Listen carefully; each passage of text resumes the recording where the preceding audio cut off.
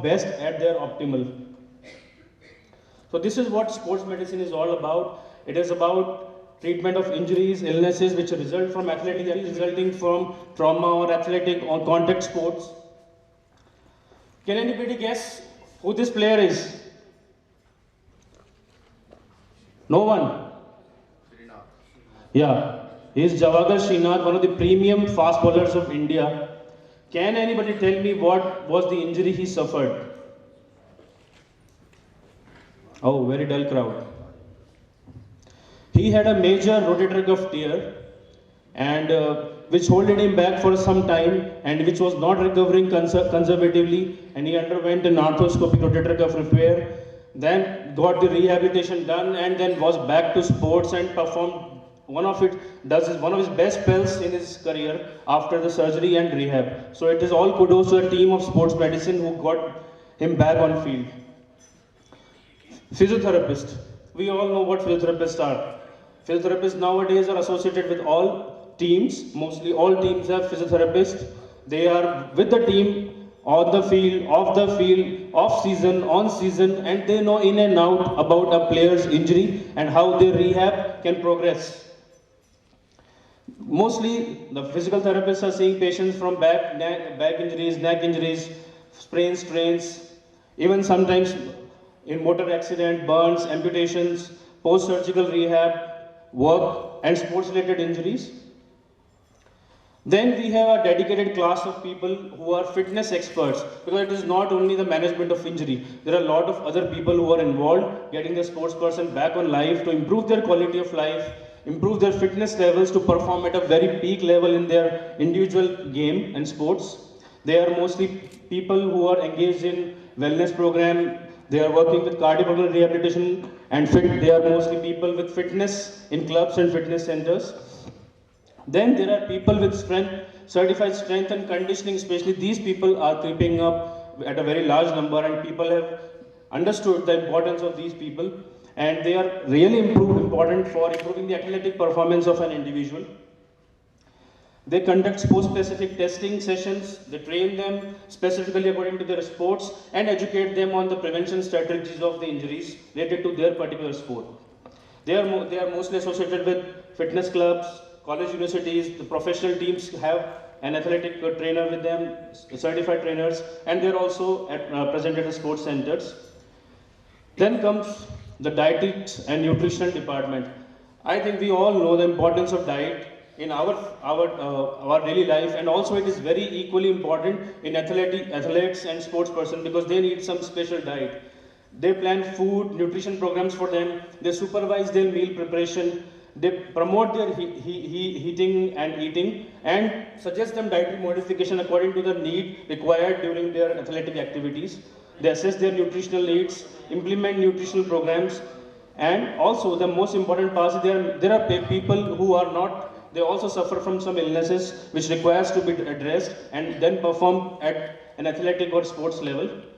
Can anybody guess who this man is? Energy nahi hai. I am a physiotherapist and I can ask everyone to do some exercises. नाश्ते के बाद में energy कम हो जाती है, but we can always build up our basal metabolic rate by doing some exercise. Can we strongly do a clapping? Can we clap loud?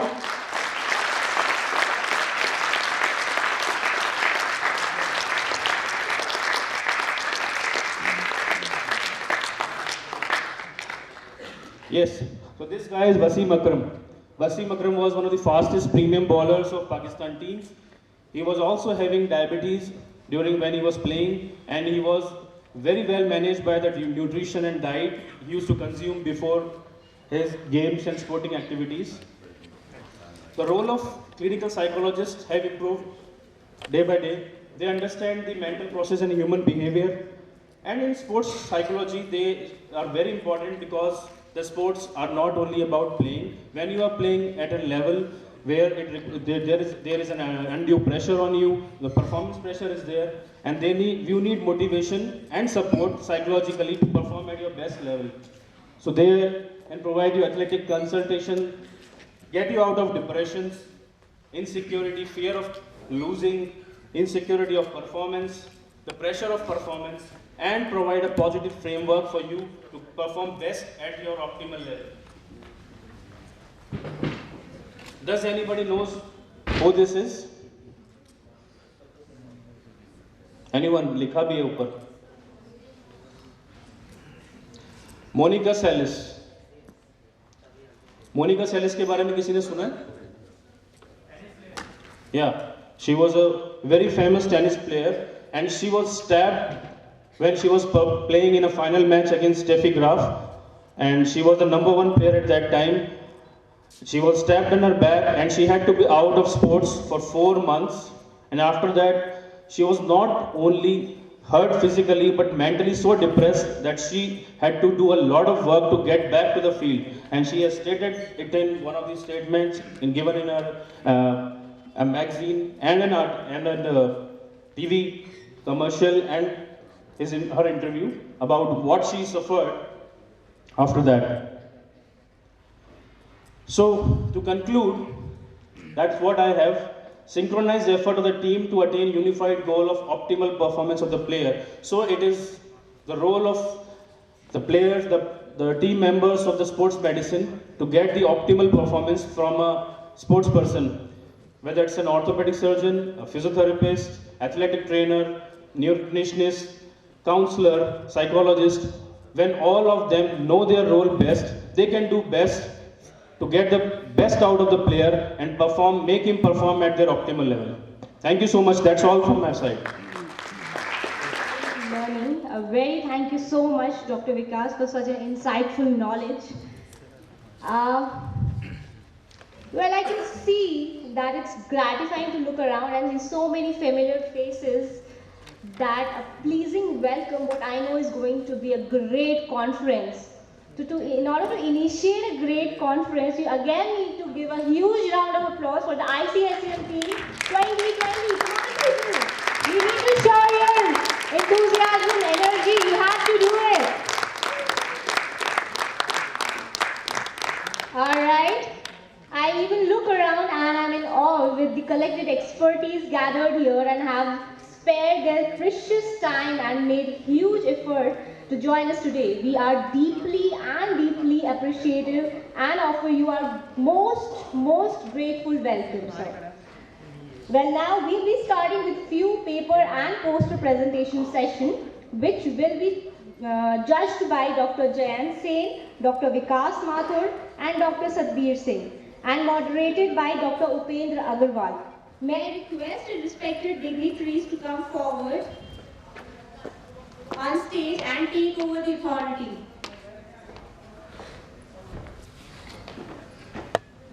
Dr. Jayant Singh, Dr. Vikas Mathur, and Dr. Satbir Singh, please come forward and take the authority on stage.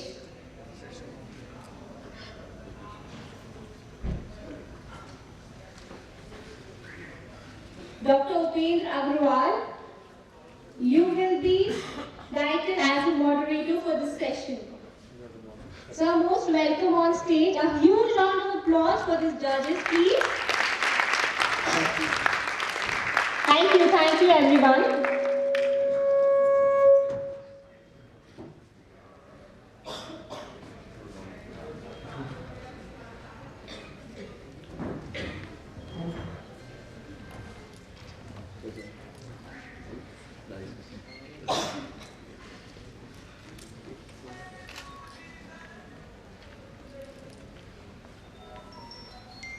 First, I would like to call Dr. Navroz Kapil for his presentation. Please welcome on stage. Please, Sanjeev Matkari clapping करने में you need to encourage him, right? You have to do a lot of clapping here.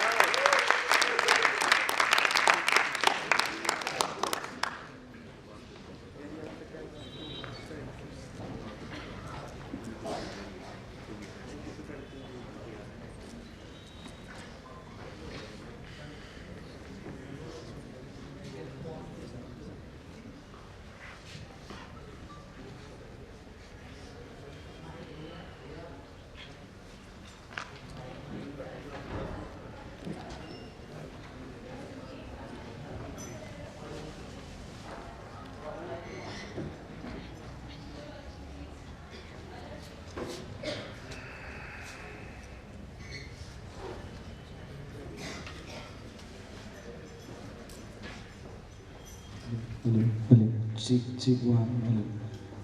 Hello. Hello.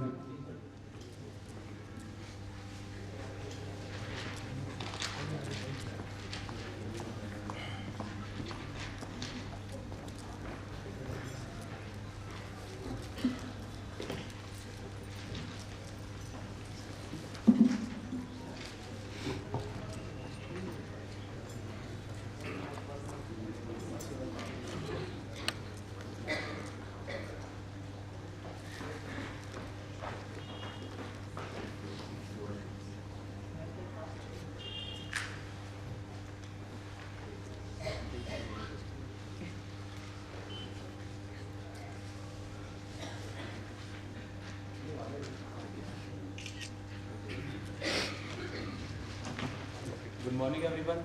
Myself, Dr. Navroz.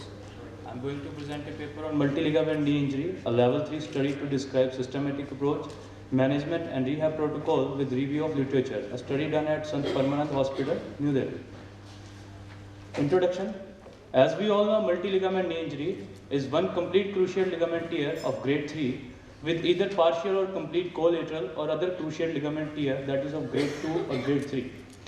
It is a complex and difficult entity in terms of management and rehabilitation program due to lack of consensus in literature over optimal treatment guidelines. Also, we have paucity of literature on this because of low incidence of these injuries with higher rates of associated trauma, complexity and heterogeneity in both pattern and mechanism of injury. Thus, this case series was intended to describe a surgical technique, sequence of fixation of ligaments with functional and clinical outcomes. Objectives of the study were to describe a surgical technique of repair or reconstruction and sequence of fixation of ligaments in multi-ligament knee injury, to describe rehab protocol following reconstruction and repair of ligaments, and to analyze the functional and clinical outcomes of patients using Lissom and Tegner activity scoring methods. Material method. In this study, we took 20 consecutive patients diagnosed with MLKI between 2015 and 17 and were enrolled in Shannon classification to classify the pattern of MLKI. All patients were first examined clinically and plain radiographic assessment to see joint congruency or any periarticular or avulsar bony fractures. MRI was also done to confirm the injuries and other concomitant meniscal injuries. Surgical planning and graft selection. Surgery was performed within 3 weeks of injury in acute cases. In chronic cases, surgical intervention was done when near normal range of motion and good quadriceps control was achieved to prevent the risk of post-operative arthroplasty. Both legs were prepared and dragged at the same time to harvest the semi-T and G graft from the contralateral normal leg if required.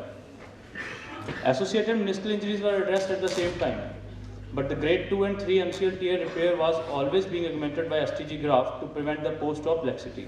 LCL and PLC injuries, reconstruction was always being attempted using autograft to yield better functional outcomes. Bicruciate injuries with intact collateral ligaments, arthroscopic single bundle PCL reconstruction was done with conventional method using ipsilateral STG graft and was secured first with the knee 90-degree flexion. Then arthroscopic ACL anatomical single bundle reconstruction as per standard technique was done using STG graft of contralateral leg and secured with knee extension. In case with associated collateral injuries, PCL reconstruction was done using quadriceps tendon graft which was harvested from ipsilateral side. MCL repair was always being augmented with ipsilateral STG graft with keeping attachment intact over tibia. Graft after preparation was passed through the medial retinaculum and inserted at the medial epicondyle level through the corneal tunnel formed in the femur and secured with biointerference screw with knee in 30-degree of flexion. Then it is reflected back over tibia and secured just posterior to plus sensorine with ligament spike staple to achieve 2-point fixation. This is the diagrammatic illustration of this. LCL, PLC injury were always being reconstructed using STG graft. Standard modified Larson, that is figure of 8 technique was used to reconstruct. Biointerference screw was used to secure the graft in the lateral aspect of distal femur with knee in 20 to 30-degree flexion and slight internal rotation. This is the summary of surgical technique as we have already discussed. All MLK patients were given knee brace for 6 to 8 weeks in the rehab protocol. Protected active assisted RM was started in the immediate post-op period, except in cases of concomitant patellar tendon injuries where RM started after delay of 3 weeks. All patients were kept non-weight bearing with toe touch till 4 weeks, followed by partial weight bearing for another 4 weeks. Full weight bearing without brace was begun at 8 weeks. So the results of our study, average among KD groups was, Lissom score was 84 and Tegner activity level before injury was 4.6 and after, and the current level is 3.6 and range of motion average was 5 to 111 degree. Discussion in the literature, surgical management of MLKs yield better outcomes and conservative treatment. Early versus late, surgical intervention in MLK is also a debatable issue. In our study, we addressed all MLKs surgically within 3 weeks, so that repair of the injured structure could be attempted easily. Single bundle reconstruction of all cruciate injuries due to limitation of bone stock, fewer tunnel required, and scarcity of graft availability. In cruciate combined with either medial or lateral collateral injuries, we perform single stage reconstruction due to scarcity of graft, extensive soft tissue damage, to reduce the operating time and to decrease the chance of post-op arthroplasty and laxity. PCL was always being reconstructed and secured first to restore the normal tibiofemoral alignment and to maintain central pillar of the joint, followed by collateral ligaments reconstruction. ACL was always being deferred. On subsequent follow-up, patients did not find any subjective symptoms of ACL deficiency, thus did not undergo second stage reconstruction. Bin SI et al. Reported 2-stage reconstruction of ligaments in acute injury cases, produces good outcomes in terms of laxity, functional knee scores, and R1. So conclusion is, we found good functional outcome in most cases with the mean Lissom score was 84.5. In MLK treated by our systematic approach and management protocol. Better functional outcomes in MLKs need thorough clinical radiographic evaluation and proper surgical planning in terms of repair and reconstruction. Early intervention, that is less than 3 weeks, multi-stage reconstruction and individualized rehab are key factors for early return to activities. Thank you.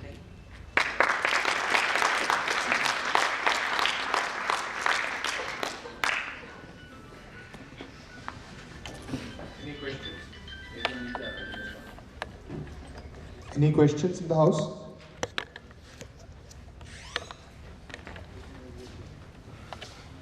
Okay.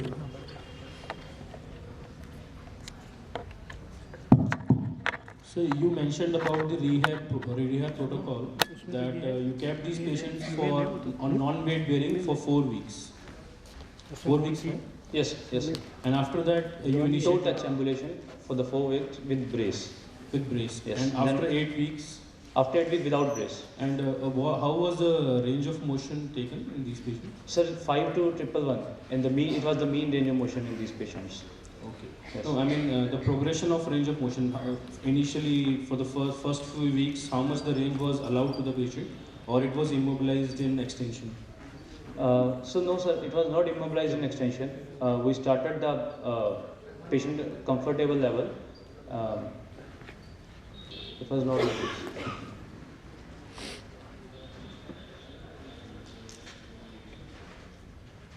Mostly, we see that for first week we go for 0 to 30 degrees, then progress to 0 to 60, and then by 3 weeks we attain around 90 degrees of range. Yes, yes. And with This is also because the same of patient is not comfortable initially for the more than 30 degrees. That's why similarly it was like this now.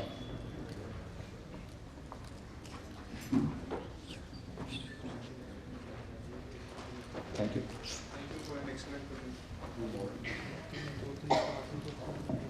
Thank Thank you for you an so excellent much. presentation. Alright, thank you so much, Dr. Kapil. Next, I would like to invite Dr. Dhairashil Gole for the next presentation. Sir, most welcome on stage, please. A big clap for Dr. Dhairashil. Great. That's the enthusiasm I'm hearing in this auditorium. That's great.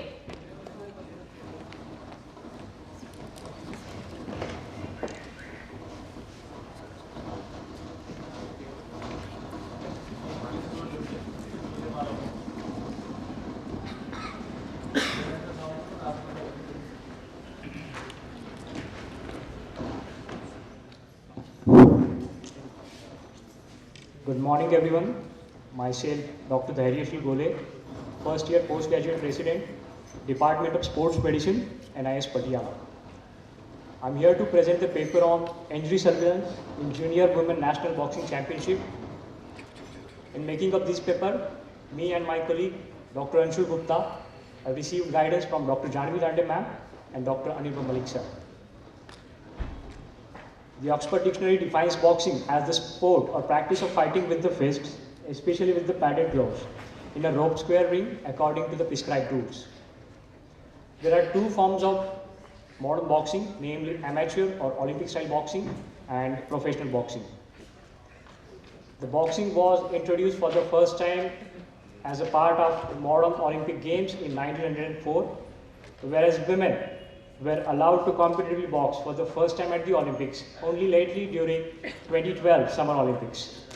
Since then, the women's boxing has always been under the scrutiny for the safety and well-being of athletes. The differences between men's and women's boxing are the ones related to the boxer's safety. As stated by the IBA technical rules, head guards are mandatory for female boxers of any age. The breast guard is advised in addition to the pubic or crotch guard, and the pregnant sportswomen are not allowed to engage in combat.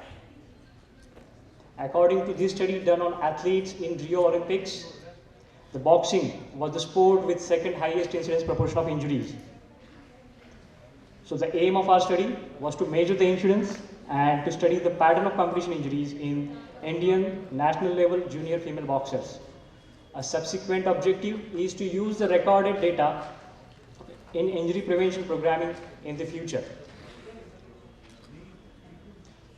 The study was carried out on national level female boxers between 14 and 17 years of age, taking part in 3rd Junior Women National Boxing Championship held at National Boxing Academy, Rohtak, Haryana in September 2019. The study was carried out as a prospective recording of newly occurred competition injuries. The daily incidence of athlete injuries were recorded. Exposure data were collected from tournament draw sheets. The injuries were recorded by 2 ringside physicians, one of whom was a sports medicine resident from NIS Patiala. The injuries were also recorded if any player reported after the bout. The data was collected in the prescribed proforma and was compiled every day after the completion of all the bouts for the day for the total duration of championship, which was 6 days. It was ensured that no injury was missed and 100% reporting was done. The consent form was signed during pre-competition medical assessment at the time of weighing in, and the confidentiality of all the information was ensured. The injuries were recorded as per the player's chest number so that there was no duplicate recording of the injuries. A newly incurred injury was defined as any musculoskeletal complaint and a concussion incurred in competition during the tournament which received medical attention regardless of the consequences with respect to absence from competition and or training. In the present study, the challenges with heterogeneity are overcome by recording the data from official tournament records and recommended injury surveillance in boxing, adopted from this study conducted on professional boxers in Australia.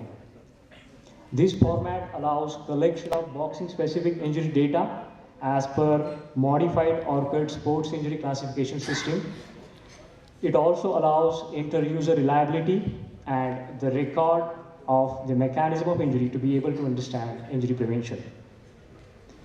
The total number of participants in the study were 233, and the injury characteristics recorded were the body region injured, the cause or mechanism of injury, and the nature or type of injury.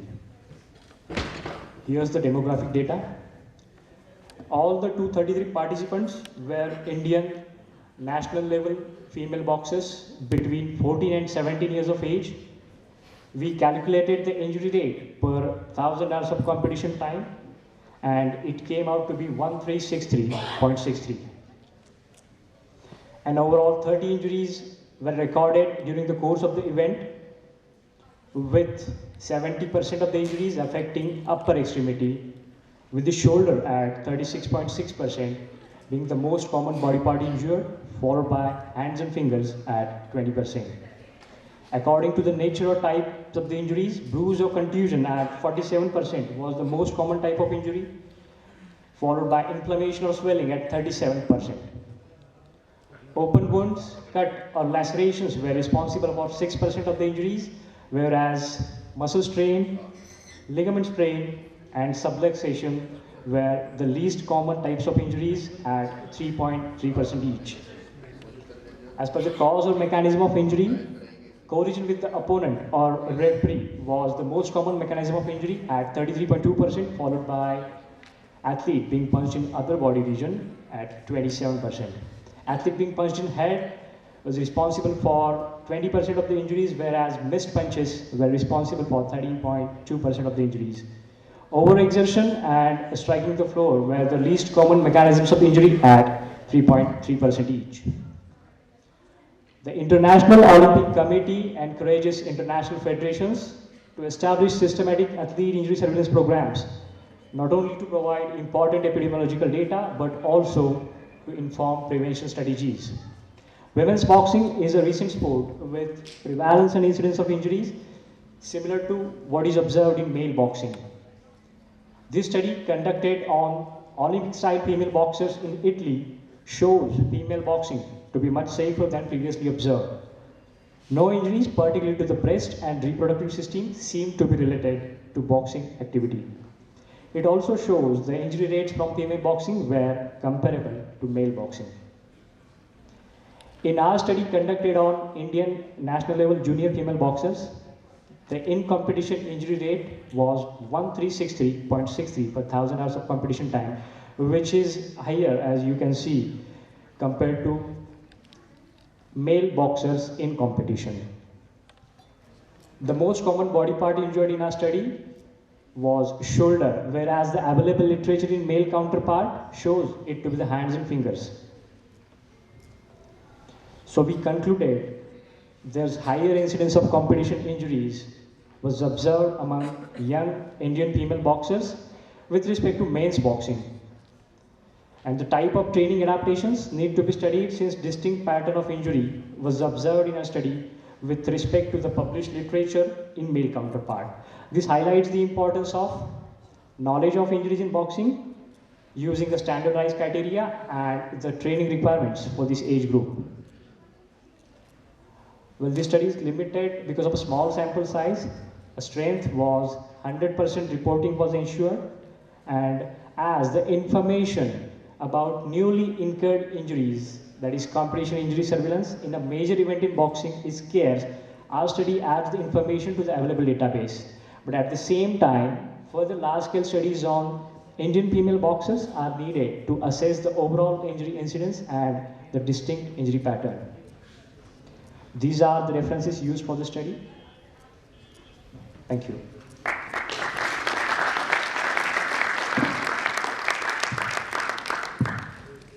So you mentioned about noting down the fresh injuries during the tournament. Yes, sir. Was anything noted about the previous injuries those players had? No, sir. There was no any record regarding previous injuries or recurrent injuries. We only recorded newly occurring competition injuries. And also it was mentioned that the upper limb was more involved, especially shoulder. Yes, Any specific disorder or malfunction which was observed? Sir, during the pre-competition medical assessment, there was nothing of that sort observed. That's why the players were declared fit for the competition. And in our study, shoulder was the most common part. In male competitions, it is hands and fingers in amateur or Olympic style boxing. There was no sort of any malfunction, but we believe that the distinct pattern of injury observed in our study could be due to the comparatively low technical skills in these junior level female boxers as compared to the elite male boxers. So I think more to do with the training part. Then. Yes, sir. The training adaptation need to be studied. Thank you. Thank you, sir. Anybody in the house has a question? Yeah, please.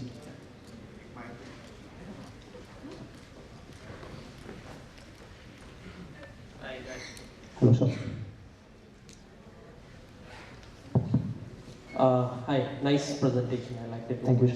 I just have one question. You said shoulder the most common. Shoulder is a big thing.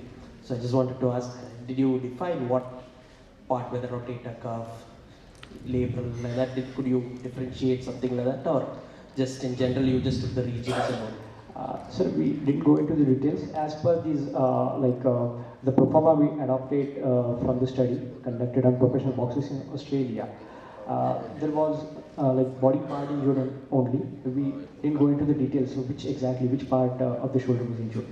Okay. Thank you. Thank you, sir. So I do agree that what would need to be done is assess the techniques, but also maybe what you would also need to include in the techniques and the training program is the strengthening of the shoulders. But were these shoulder injuries as such as bruises or part of the fight, or were they some muscle injuries or? So all the injuries, whether competition injury only, were recorded during the bout only. They were the part of the fight. And the most common injury, the type of injury was a bruise or contusion, in which there was direct contact. And the next common injury was inflammation or swelling, which didn't involve any contact. For example, missed punches, they involved inflammation or swelling.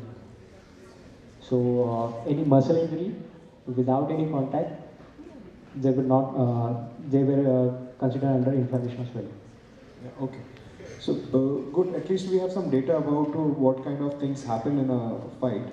But what we would probably be looking further or in more detail is that you see bruises and contusions are a part of a contact sport like boxing. So what you would be probably trying to look is look deeper, whether there was a rotator injury or some bicep rupture or something that was happening, or when I think the male study would probably show you that those guys had mainly some metacarpal fractures or wrist fractures or some hand or wrist ligament injuries, right?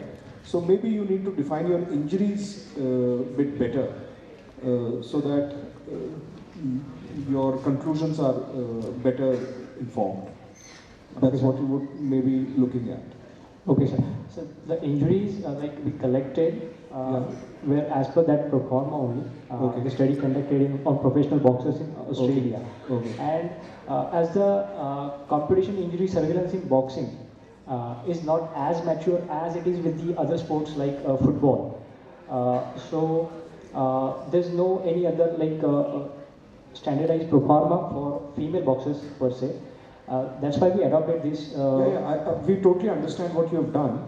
What I am saying is that you are at the first year, you are in a premier institute, so you can take this to the next level. We are just giving you an input how you can take this to the next level when you take the study further. That's what we are trying to say. Definitely, sir. That is final. We're trying to take you to the next level. That's all we are trying to say. Sure, sir. Thank you, sir.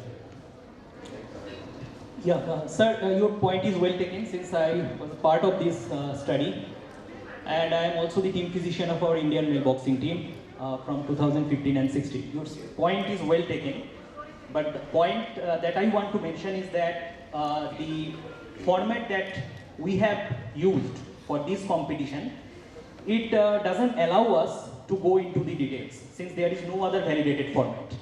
So we can only say this is the type of the injury that we have got.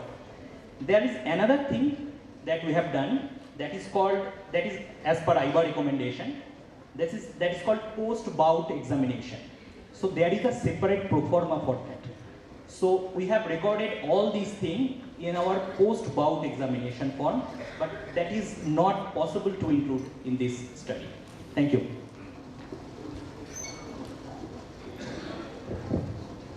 Thank you, sir. Thank you, everyone.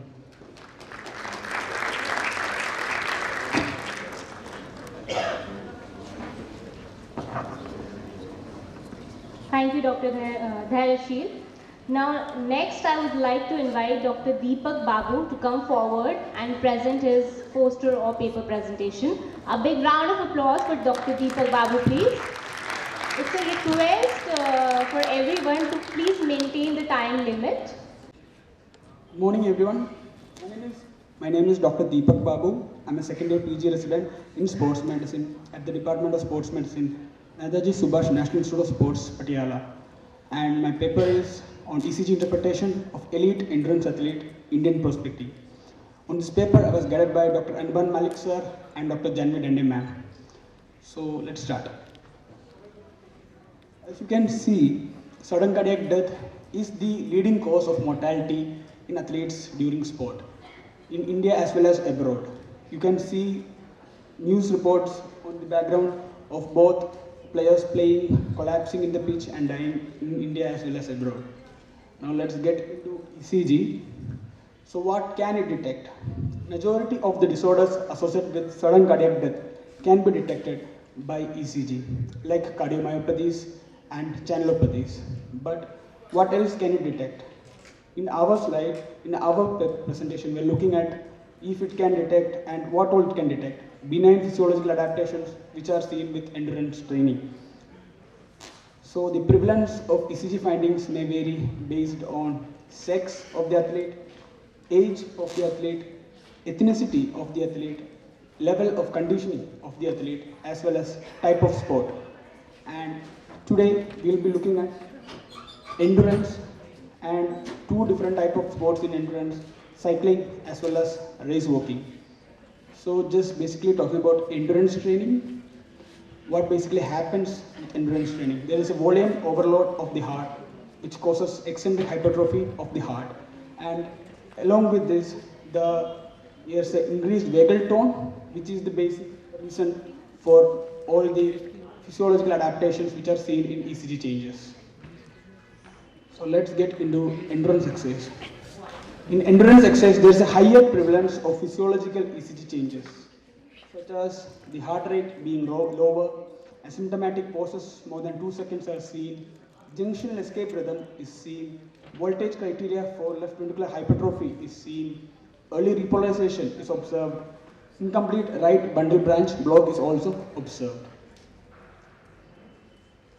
So the aim of my study, we were trying to define the extent of electrical remodeling the athlete's heart is influenced by different type of endurance training performed by athletes in India, and we looked for the physiological benign adaptations as well as if any underlying pathology. And this study is first of its kind on Indian endurance athletes. So going into the methodology of my study, we had 34 elite male Indian cyclists of the Indian cycling team and elite male race walkers of the national team, 18 in number. We do a routine pre-participation evaluation, which is routinely done at our institute at the start of the national camp, which includes a thorough personal and family history, an in-depth clinical examination, as well as a well-laid ECG. We interpret the ECG according to the international criteria, and if there were no findings, then they are made eligible for competitive sports, and if there were any findings, further investigations were done. And after that, if we found no evidence of cardiovascular pathology, they were again made fit for competitive sports. But if we did find any underlying cardiac pathology, it is managed according to current recommendations. This is what we do on a day-to-day basis at our institute. So let's get into the results. This is my demographic data. You can see the mean age of my total study population is around 21 years. The mean training age was 5.6 years, and my total study population was 52 in number, 34 cyclists and 18 race walkers. All my athletes were asymptomatic. Cardiovascular history as well as examination was found to be negative, and no one had any positive family history. Now let's get into the ECG. We looked at the heart rate, we looked at the PR interval, we looked at the QRS duration, we looked at the QTC interval, and what we found is that 65% of all my athletes, they had training related changes, and no abnormal ECG findings were observed. Now the types of training related changes that I got in my study included early repolarization, sinus bradycardia, first degree AVA block, left ventricular hypertrophy, incomplete right bundle branch block. Of all the athletes who showed ECG changes, 42% showed early repolarization, 33% showed sinus bradycardia, 13% showed LVH, 9% showed first degree AV block, and 3% showed incomplete right bundle branch block. Of all the cyclists who had physiological adaptations on ECG, early repolarization was 53%, 25% was sinus bradycardia, LVH was 11%, first degree AV block was 8%, and incomplete right bundle branch block was 3%. And contrastingly, in race walkers, sinus bradycardia accounted for about 45%, early repolarization was 25%, left ventricular hypertrophy was 18%, first degree AV block was 9%, and incomplete right bundle branch block was around 5%. So let's get into my discussion. We found that the higher prevalence and the type of training adaptations observed among endurance athletes in our study is in line with previous studies done. And the distinctive type of training in different types of endurance sports and the variation in training age might have led to the expression of different physiological adaptations observed in my study. But large-scale studies are needed to substantiate this. And to conclude, our study highlights the importance of a meticulous cardiac screening, knowledge of ECG interpretation in sports using a standardized criteria, especially by clinicians dealing with athletes in endurance sports, because we want to avoid unnecessary investigation and we want to avoid unnecessary disqualification from sport.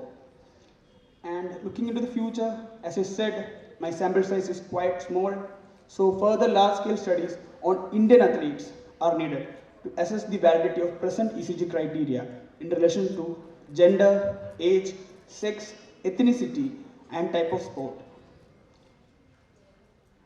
These are my references.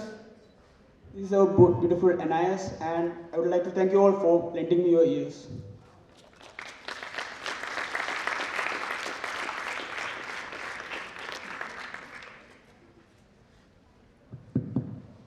So what was the minimum time considered for an athlete or a runner or a cyclist for which they were exercising? Minimum time. At our institute, we only deal with elite national athletes. Okay. So their training hours is usually split into 2 sessions in the morning and the evening. Around 2 to 2.5 session in the morning, 2 to 2.5 hours in the morning, and 2 to 2.5 hours in the evening. So a total of 5 hours. Usually they do exercise on a daily basis, but it differs to the regime. They don't do the same exercise every day. It depends on what type of exercise they do. Okay, and as you mentioned about the adaptations, so was any correlation seen between the age of people and the adaptation which was happening? Already there have been studies which write that the age is important with adaptation, because a study between which looked at younger individuals, the adaptation was lesser. So the adaptation is better in senior individuals. So with age and especially training age, the level of conditioning improves, adaptations usually increase. That is already in a study, it's already done. So after how much time of workout was ECG was taken? ECG, we usually don't take the ECG after workout. Usually they have a session in the morning, then they do their breakfast and all, then they come to our institute, and then we do the participation evaluation. How much should be the resting time? Have you calculated what is the resting time after the workout? Like is it 2 hours, after 2 hours or 3 hours? So it's like Almost, randomly you have to take all the. Usually it's always more than 2 hours. That after, because they're in a completely usually relaxed space, so that because sinus bradycardia, which we caught, which will disappear with exercise. So we wanted them in their like resting, we can say resting state. Thank you. Any questions from the house? During your studies, did you find any case with the ectopics or irregular beats? What, sir? Ectopics. Ectopics or irregular beats. Did you find any case of that? See, in my study, the things that we got included early repolarization, ectopic beats. See, we can say that according to the international criteria, up to like first type 2 second degree AV block is considered normal for athletes. We didn't find anything. we only found early repolarization and we only found first degree AV block. There is no ectopic yet in our study, but according to the international criteria, till like type 1 of second degree AV block is considered normal in athletes. Thank you. Thank you.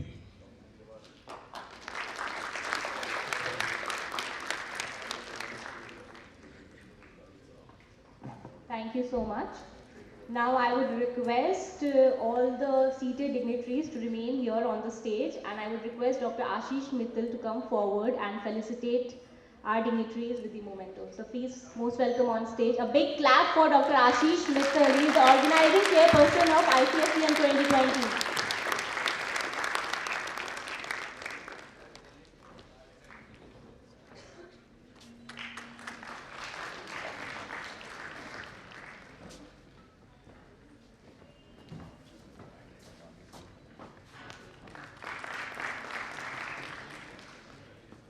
Thank you, all of you. Well, now we'll begin with our first keynote session, which will be chaired by Dr. Salim Naqvi and moderated by Dr. Vikas Mathur. So I request both of you to come on stage and take over. So most welcome on stage, please. A big clap for both of them.